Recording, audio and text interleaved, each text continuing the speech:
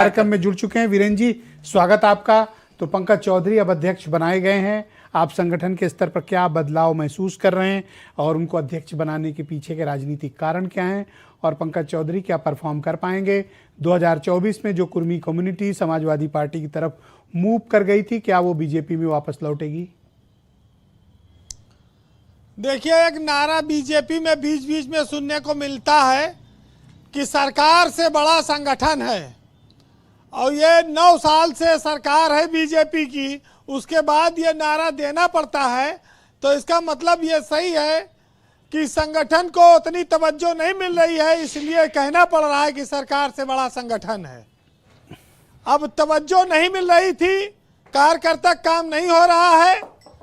इसके पहले भी अध्यक्ष चले गए, नए अध्यक्ष के रूप में पंकज चौधरी आए हैं, और कमल का हाथ कमल के हाथ में दे दिया गया है। कमल का एक पर्यायवाची पंकज भी होता है, तो ये एक संयोग है। पंकज चौधरी उत्तर प्रदेश में बीजेपी के लिए चुनाव में नेतृत्व करेंगे। 2027 का चुनाव करीब 13 महीने बाद होगा, विधानसभा का। अब उसमें बीजेपी जो उम्मीदें लगाए हो उनसे, लेकिन संगठन में जो उत्साह होना चाहिए वो पंकज चौधरी के उस भाषण से आया है, जिसमें उन्होंने कहा कि मैं निर्देश देने वाला नेता नहीं हूं। ये सबसे बड़ी बात उन्होंने कही है, जिसमें पूरे प्रदेश में कार्यकर्ता उनसे प्रभावित हुआ है। उन्होंने कहा कि निर्देश नहीं जाएगा, कार्यकर्ता की बात सुनी जाएगी, मिला जाएगा, उसका काम कराया जाएगा, उसके लिए लड़ा जाएगा और अड़ा जाएगा। तो ये उन्होंने बहुत जो सबसे अच्छी बात अपने पूरे भाषण में कही है। तो लड़ने की नौबत तो नहीं आती। आप सरकार में अपनी सरकार के खिलाफ तो लड़ेंगे नहीं, हाँ अड़ना पड़ेगा कुछ जगहों पर। अगर अड़ गए तो कुछ लोगों का भला कर जाएंगे, और अगर अड़ नहीं पाए, लड़खड़ा गए, तो फिर जैसे 9 साल से चल रहा है, नारा लगाओ सरकार से बड़ा संगठन बड़ा होता है। तो ब्रजेश जी, पंकज चौधरी का जो आगमन हुआ है वो पीडीए से बात कही जा रही कि उसका मुकाबला होगा।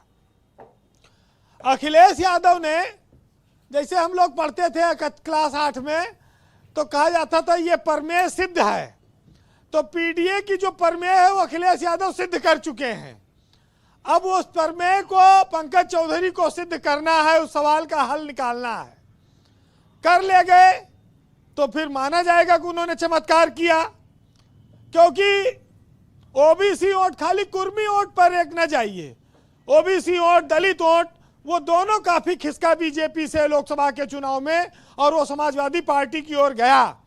उसमें बहुत कुछ योगदान मायावती का भी है, जिन्होंने समाजवादी पार्टी को हराने के लिए तमाम तरह से कैंडिडेट दिए, जिससे लोगों में यह चर्चा शुरू हो गई कि मायावती बीजेपी के हिसाब से कैंडिडेट दे रही हैं, वो डर गई हैं और वो अखिलेश यादव से लड़ रही हैं, बीजेपी से नहीं लड़ रही हैं। इसका भी नुकसान बीजेपी को हुआ। और भाजपा में वैसे एक बात तो देखिए, बहुत दिनों से चर्चा चल रही थी कि भैया कुर्ता पैजामा सिनाए रहो, पता नहीं किसको मुख्यमंत्री बना दिया जाए, पर्ची निकले। अभी राष्ट्रीय अध्यक्ष भी ऐसे बन गए जिनको लोग जानते नहीं थे, और अचानक से वो आए, वो एक राज्य में मंत्री थे, और वो कायस्थ समाज के हैं। जी, कायस्थ समाज बहुत ज्यादा नहीं है यहाँ पर। दीपक श्रीवास्तव भी बैठे हैं, रंजन, वो भी विरोध कर रहे हैं। अच्छा, ये कायस्थ हैं? बीजेपी, ओके, ये कायस्थ हैं। हाँ, वो मैं तो बस असल में मैं तो इस सब पर विश्वास करता नहीं, तो मुझे पता नहीं चलता कौन कैसे, जब तक टाइटल आगे न लगाओ। अब आप देखिए, दीपक रंजन श्रीवास्तव, कुर्ता पैजामा सिला के रखो, कितना कार्यकर्ता इस उम्मीद में है कि पता नहीं कब मामला बन जाए। दुबे जी का तो क्लियर है, किसका निगाह पड़ जाए। उन्हें, उनके पार्टी में नहीं है ये सिस्टम, वहां पर्ची नहीं निकलती है, वहां इंतजार करना पड़ेगा लंबा। नहीं, मंत्री आपने अभी तक सीएम बनते देखा, राष्ट्रीय अध्यक्ष भी बन गए, चमत्कार आपने देख लिया, लेकिन के बाहर मंत्री बना दिया ना। जी वीरेंद्र जी, ये देखिए एक बहुत अच्छा संयोग भी अभी बात कही, और मैं तो बल्कि पूरे पैनल की तरफ से मांग करूंगा कि अनिल दुबे को मंत्री बना दिया जाए। इतना हाँ, खुला तो अगर कोई आप मांग कर पत्रकार बोल देंगे नहीं तो हो सकता सकता है है। जैन मैं दुबे जो जी के है लिए बोल रहा विचार हूँ, कर लें। बिना राय चाहे ना जितना मंत्री- विरोध करें। बोलिए वीरेंद्र ना जी। मंत्री बनाए, हम तो कहते हैं एमएलसी ही बनवा दीजिए। अच्छा, कम से ठीक। कम जनता काम आएंगे, लखनऊ में रहते हैं। अभी भी काम आते हैं, अभी भी बहुत भाई, काम करते हैं।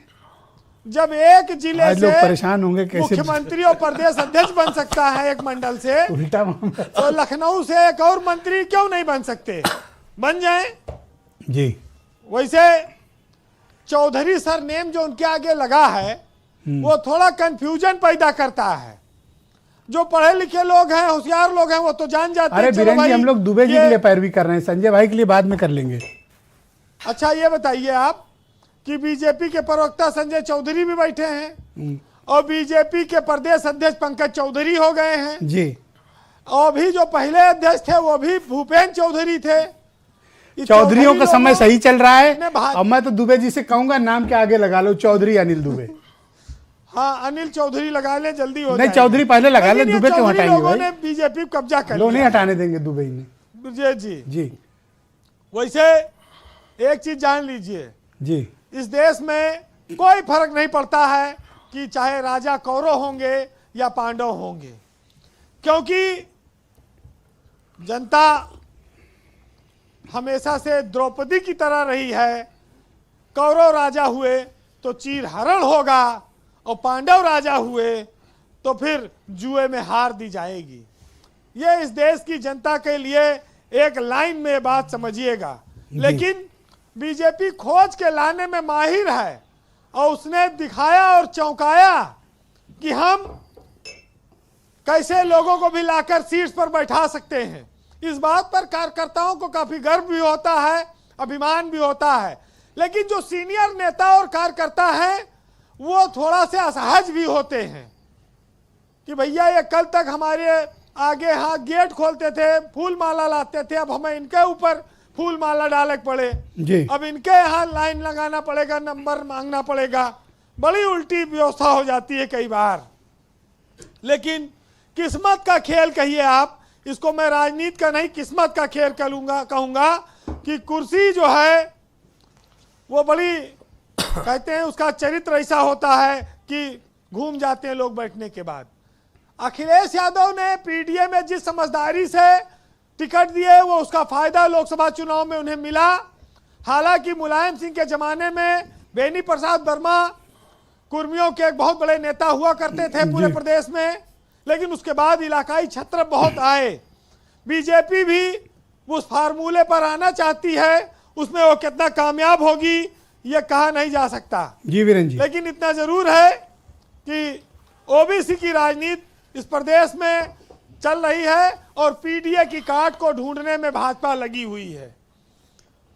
पल्लवी पटेल को समाजवादी पार्टी ने अलग कर दिया है। भाजपा के दोनों हाथ में लड्डू है। वो चाहे तो पल्लवी पटेल की माताजी को राज्यसभा में भेजकर और भी कुर्मी समाज को कुछ भी वोट हो हासिल जाएगा कर पर सकती दोनों है। बहनें एक प्लेटफॉर्म पे नहीं आएंगी, ये बात तय है। अब देखिए ये तो बहुत सारी चीजें रहती हैं। अच्छा, अनुप्रिया या उन्होंने आशीष ने बधाई दी पंकज चौधरी जी को? किसने? अनुप्रिया या आशीष पटेल ने पंकज अरे चौधरी को? वो लोग तो बधाई क्यों देंगे भाई उनके साथ, लेकिन समस्या यह है कि उनकी पार्टी में एक केंद्रीय मंत्री हो गया, एक प्रदेश में मंत्री हो गया। उनका नुकसान तो इसीलिए हो रहा है जी। बहुत ज्यादा। वो तो बीजेपी के साथ गठबंधन में, इसलिए ठीक है लड़ रहे हैं। अब की तो लोकसभा में एक ही सीट आई। ठीक है वीरेंद्र जी, कंप्लीट करें। वैसे देखिए पंकज चौधरी जी नए अध्यक्ष बने हैं, उनको काम करने का मौका मिलना चाहिए। उनके सम्मान में 4 लाइनें कहूंगा, सुनिएगा कि मैं जुगनू हूं, मुझे चांद ना समझा जाए तो अच्छा है, और हमसे सूरज का एहसान नहीं लिया जाएगा। खुद अपने उजाले से ही मिटाना है अंधेरे को, एहसानों के बोझ तले ना जिया जाएगा ना मरा जाएगा। वक्त लगेगा मगर देखना एक दिन अंधेरा मिटेगा और जूझने वालों का नाम इज्जत से लिया जाएगा। बहुत शुक्रिया वीरेंद्र जी।